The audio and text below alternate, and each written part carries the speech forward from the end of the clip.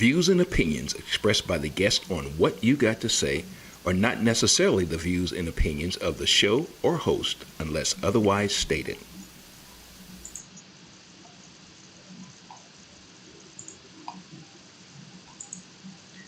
Hey, what's up, everybody? Welcome to What You Got to Say. I'm your host, Gerard Neal, for maybe about the next 20 minutes or so. So let's get to it. Last week, or I think it was Labor Day, or Veterans Day, I should say, started my broadcast, and right after the introduction, the show crashed. But I was fortunate to hook up with a young man, Mr. Todd McClendon of Miami, or I should say from Ohio Media, who came and took care of my difficulties that I was having, and we got me up and running. So let's move on with the program for today. Before we get started, let me be perfectly clear. I do not agree with the majority of Kyrie's points of views. I do not agree with the points of views of the KKK. I do not agree with man-made religions and what a lot of their leaders have to say. I do not agree with the Oath Keepers, Proud Boys, Antifa, MAGA people, and a lot of the point of views of what Black Lives Matter have to say. But what I do believe in is anyone's right to respectfully voice their opinions or disagreements without fear of repercussion or marginalization from society because they said something that is not popular to say, they disagree with folks' thoughts on certain situations, or they don't agree with things that have been normalized. Anytime someone says or does something that another person or group of people don't agree with, or they feel offended by what was said, the first thing that is often said is, "You owe me an apology." What we're going to talk about this evening is, does anyone owe you an apology? In this new generation or new society, it has gotten to the point where you can't say anything about anybody without someone being offended. People can no longer give their side of the argument, especially if it goes against today's ways of doing things, without fear of retribution. There used to be a time where people could say what was on their minds, harshly, no filters, gender-based, and jokingly, and people kept it moving. In my neighborhood, we played the dozens. We talk about your mama, your daddy, your brothers, your sisters, your aunts, your uncles, your cats, your dogs, anything we knew that would get your goat or make you mad, we talked about it. And we were still friends when all was said and done. There was no apology given when it was good-hearted fun, or even if it was meant mean-spirited. Once again, you sucked it up and you moved on. But I guess when I was a child, I spoke as a child, I understood as a child, ... So what happened? What happened? Where did all this sensitivity come from? When did the marginalization start to be applied to anyone who says or don't agree with you? Why does every time someone says something that someone else doesn't agree with, why do they say, you owe me or you owe them an apology? Or why is someone told you need to say you're sorry? Are we getting ready to become a thin-skinned society? You know, I always feel it's wise to know where stuff started before I try to find an answer or give my opinion on something. So I wanted to know, where did this whole thing about owing someone an apology or apology come from? And here's what I found. I did a little research, and it says the meaning of apology has evolved a good deal since its first appearance in the 16th century. And the word apology is a derivative of the Greek word apologia, meaning to speak in defense. And I want you to keep meaning to speak in defense at the forefront of your mind right now. It wasn't too long after its first appearance that the meaning of apology shifted towards implying regret. Firstly, it was used to describe the process of excusing oneself from the wrath of a person affected by one's actions with the explanation that no offense was intended. It was a sense of modified self-justification, which again is still found today. Then the use moved further to acknowledge that some offense had in fact been given to express regret. So the apology went from, in the 16th century, from a defense of yourself to a defense from getting your butt whooped or for regretting or doing something that you should not have done. Now, I'm going to try not to show my biasness on this very subject. Do you owe anyone an apology? You know, I started thinking about what things should you apologize for? And as I did my research, I found it very hard to find articles saying what you should apologize for. They'd give me one word, they give me two words, or a couple sentences, but I could not ever find a list. Maybe I wasn't looking in the right place. But nevertheless, these are the things that you should apologize. Things that I came up with. When you're genuinely sorry for your behavior. When you accidentally step on someone's foot. When you accidentally bump into someone. When you accidentally go through a door and let the door go on someone. When you accuse someone of doing something that you later find out that they did not do. Or when you just forgot to pick someone up. According to psychologist Corina Schumann, and I'm going to read this, she says, "I'm sorry may be some of the simplest yet most powerful words in the English language, with the potential to heal relationships, soothe hurt feelings, and begin to right historical wrongs." She goes on to say, apologies really can be thought of as the superglue of life in a way. She says, they really go a long way to show concerns, to show that you care about the relationship, about the person, and that you want to make things right. Apologies, Ms. Schumann says, are not always perfect, and some apologies are lacking quite a bit.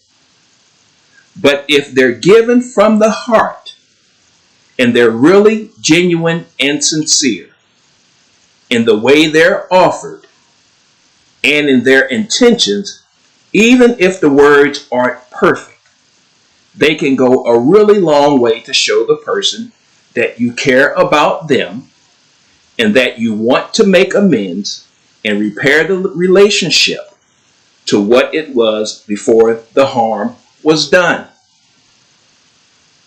That is for relationships. But what if there was none? Meaning no relationship. Now let me take the opposite point of view. What things should you not apologize for? And this is what I found in an article written by Missy Yost entitled 15 Things You Don't Need to Apologize For. She says, you should never apologize for loving someone. You should never apologize for saying no. You should never apologize for following your dreams. You should never apologize for taking some me time. You should never apologize for your priorities. You should never apologize for ending a toxic relationship. Never apologize for your imperfections. And this is one I really like. You should never apologize for standing your ground. Never apologize for not knowing the answer. Never apologize for high expectations. Never apologize for spending money on yourself. Never apologize for someone else. If they do something wrong, if they feel like they want to apologize, let them apologize. But never apologize for someone else. Never apologize for asking questions. She actually had never apologized for bad dancing, but I was wondering, what does that have to do with anything? So she says, never apologize for asking questions. Never apologize for a delay in your response. And here's the one that I really like, number 15. Never apologize for telling the truth. James T. Baldwin, Bawden, says, the truth often hurts. I will apologize for the pain the truth causes, but I will not apologize for speaking the truth. You know, I personally don't feel a need to apologize for something that I say, because at that time, that's what I meant to say. I may have gotten some facts wrong. I could have been misinformed. I may have thought I saw something that I didn't see, but it doesn't change the fact that what I believe to be true at that time, I believe.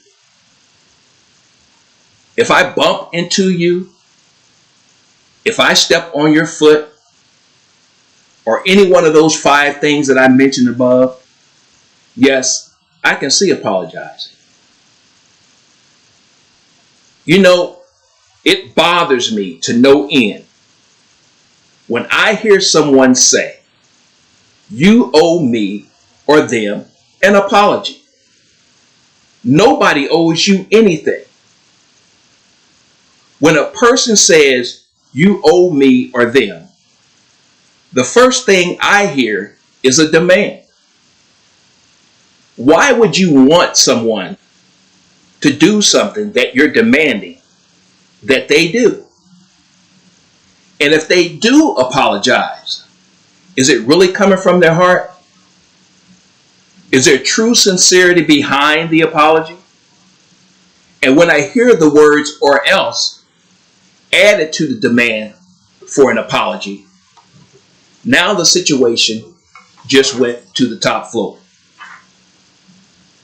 As I stated earlier, I don't agree with Kyrie on a whole lot of stuff he says. In my opinion, I think he's weird. But when his employer started throwing in, you got to do this and you got to do that, that's when I came down on the side Now you're trying to embarrass the man. You know, I used to sing the Star Spangled Banner at the Pacer games back in the mid to late 80s, early 90s. And it was the last game of the season to determine if the Pacers had a chance of drafting Patrick Ewing or getting the consolation prize in Rick Smits. The whole city and fans during the game knew this. And as fans were exiting Market Square Arena where the Pacers used to play, out of all the people to ask, the reporter walked up to me and asked me, "Are you glad the Pacers lost tonight?" Now, as a basketball clamoring fan, an NBA championship for my home state of Indiana is what I wanted and will always want until it happens. So I said I was glad the Pacers lost, and he said why. Once again, you got a chance to get Patrick Ewing, who was everything at that time, and I felt he would make a difference in the Pacers and eventually get to a championship. The very next day, I received a call from the Pacers organization saying they heard about me saying last night that I was glad that the Pacers lost. And I was glad because they would get a chance to draft Patrick Ewing. And I said, yes, I did. And they said nothing else. A year or almost a whole season went by, and I hadn't been scheduled to sing the Star Spangled Banner. So I called to find out what was going on. Didn't get a return call. So at that time, Rodney Stepp was my music producer. And I knew Rodney was in good with the Pacers. That whole organization, they loved them some Rodney Stepp. So I said, Rodney, would you call and find out why they're not scheduling me to sing the Star Spangled Banner at any more Pacer games? Long story short, he came back and said, they said, until you apologize for you hoping the Pacers lost, you won't be scheduled for any more games. I was furious, but I made a business decision to apologize because I was trying to get my music career off the ground. And I knew that when the Pacers played in Market Square Arena, that's where they played before the new fieldhouse was built, I knew that I would be singing in front of 18,000 fans, not to count the TV audience. So I apologized. And after all that, I still wasn't scheduled for any more games. And I was pissed. They gave me a demand for an apology and an ultimatum and still didn't schedule me to sing at another game.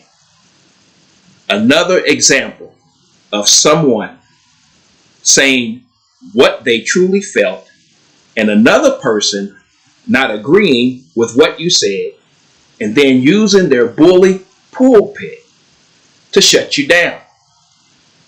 I still regret 30 years later apologizing. See, my wife and children hear me frequently express my feelings about certain subjects, and they don't always agree with me. My children are Gen Zers, and I'm a baby boomer. So you already know probably 60% of what we talk about or the way we look at things are totally different. When my kids say something that I don't agree with, on occasions, I get mad. But one thing they will tell you is I've never said to them, you owe me an apology. And I've always said to my kids, you don't know or you don't owe anyone else an apology. I firmly believe if you say something at that time, that's what you meant to say. So why are you apologizing? You can't unring a bell. You know, I've thought about this and I've said maybe instead of demanding an apology from someone or apologizing to someone after you know at that time you meant what you said, because if you didn't, the action would not have ever taken place. Instead of all that, why don't we take the approach of letting the situation calm down and later approaching the person, asking someone or saying, can I talk to you? And then saying something like, wow, I wasn't expecting that, or I didn't know you felt that way. You know, I have no proof of what I'm about to say. But when you demand or force someone to apologize, it ain't sincere. And people know it's not. It's a power play from those in authority. So society needs to stop telling people they need to apologize for what they say and do, because they probably meant it at the time, regardless of the root cause of the matter. Because people don't agree with you and tell you they don't, because people don't see things your way, doesn't mean that they owe you an apology. You know, I want you to listen to this. And this is simplified. Congress shall make no law respecting an establishment of religion or prohibiting the free exercise thereof, or abridging the freedom of speech or of the press, or the right of the people to peaceably to assemble and to petition the government for a redress of grievances. That's the First Amendment. And if society really believes in freedom of speech, stop telling people they owe you an apology. They don't. That's all I have for you on today's show. What you got to say? I'm back next Friday, Thanksgiving weekend. And I think we're going to talk about, I'm not for sure, we'll put some money in the pot then. And before I sign off, remember to like, comment, share, and subscribe to my YouTube channel. And by the way, that wonderful logo that I have that you see of What You Got to Say was done by Cason Turner. And if you're ever in the Spring Hill, Tennessee area and you need a tattoo, look Cason up. I'm sure he'll be more than willing to take care of you. And as I leave you, remember, 2 ears, 1 mouth makes you a better person. Until next time, peace.